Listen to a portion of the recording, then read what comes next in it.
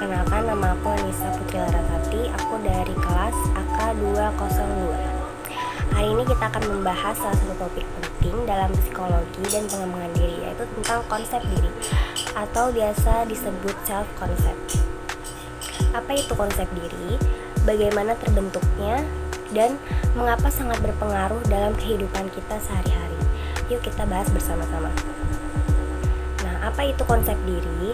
Menurut situs Very Well Mind, konsep diri adalah cara kita memahami dan mengevaluasi siapa diri kita, termasuk perasaan, pikiran, dan persepsi kita terhadap diri kita sendiri. Dengan kata lain, ini adalah jawaban dari pertanyaan mendalam seperti siapa sih diri kita sebenarnya.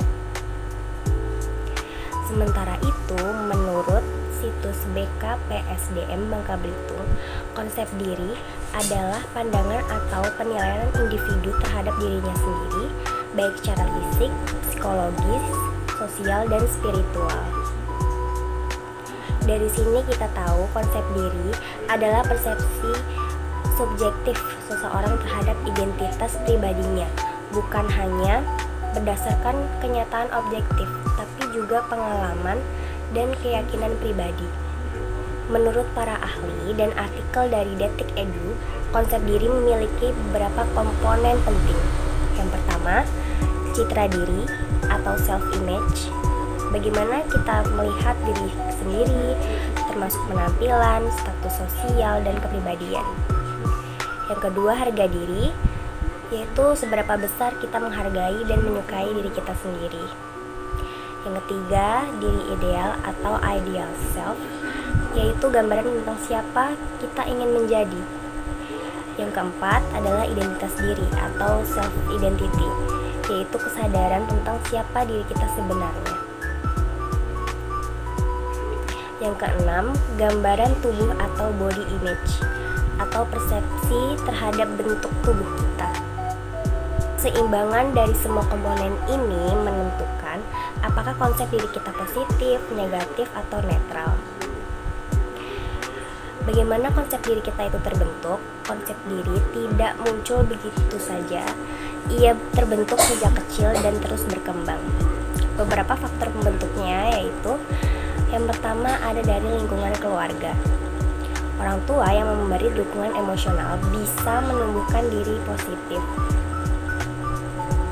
Yang kedua adalah pengalaman pribadi. Keberhasilan dan kegagalan sangat mempengaruhi citra diri. Yang ketiga, interaksi sosial. Komentar, pujian, kritik dari orang lain itu penting sekali untuk diri kita. Yang keempat, ada media dan budaya. Gaya hidup dan standar sosial juga bisa mempengaruhi bagaimana kita melihat diri kita sendiri. Menurut situs BKPSDM Bubble, faktor lain yang turut membentuk konsep diri adalah jenis kelamin, status ekonomi, hingga kondisi fisik seseorang. Ada beberapa jenis konsep diri, yaitu yang pertama ada konsep diri positif. Orang dengan konsep diri positif itu cenderung percaya diri, menerima kekurangan diri, terbuka terhadap kritik, dan selalu optimis. Yang kedua, ada konsep diri negatif. Biasanya konsep diri negatif itu mereka tidak percaya diri, sering membandingkan diri secara negatif, terlalu fokus pada kekurangan, mudah terpengaruh oleh penilaian orang lain. Nah, yang ketiga ada konsep diri netral. Tidak terlalu dominan ke arah positif maupun negatif, tetapi terbuka untuk berkembang. Mengapa konsep diri ini penting? Karena konsep diri mempengaruhi cara kita mengambil keputusan, cara kita membangun relasi, cara kita memandang hidup dan masa depan, dan kesehatan mental kita. Menurut situs Very Well Mind, self-concept juga mempengaruhi motivasi dan perilaku. Karena seseorang akan bertindak sesuai dengan persepsi terhadap dirinya sendiri.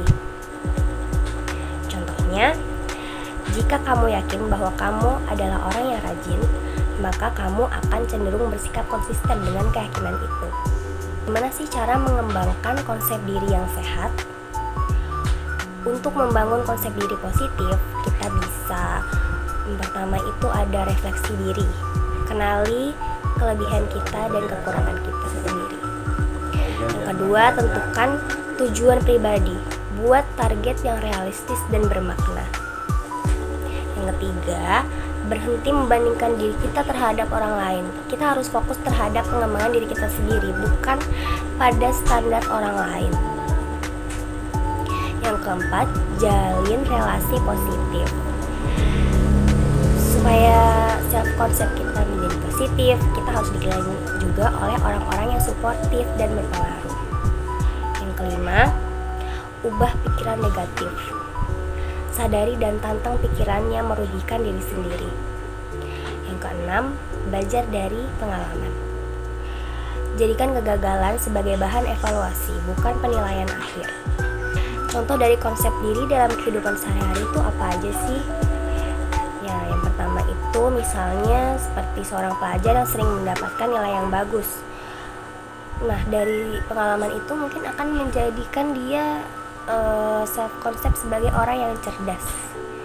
Kalau seseorang yang mengalami bullying bisa membentuk konsep diri yang negatif, seperti merasa tidak berharga. Nah, dukungan dari orang tua atau guru itu bisa memperkuat konsep diri yang positif. Konsep diri bukan sesuatu yang tetap. Ia bisa dibentuk, dibangun, bahkan diperbaiki. Semua orang punya potensi untuk mengenali dan mengembangkan dirinya. Terima kasih teman-teman yang sudah menonton. Semoga video ini bisa membantu kamu lebih memahami dan mencintai diri sendiri dengan bijak. Mohon maaf jika ada kekurangan dan kesalahan kata. Wassalamualaikum warahmatullahi wabarakatuh.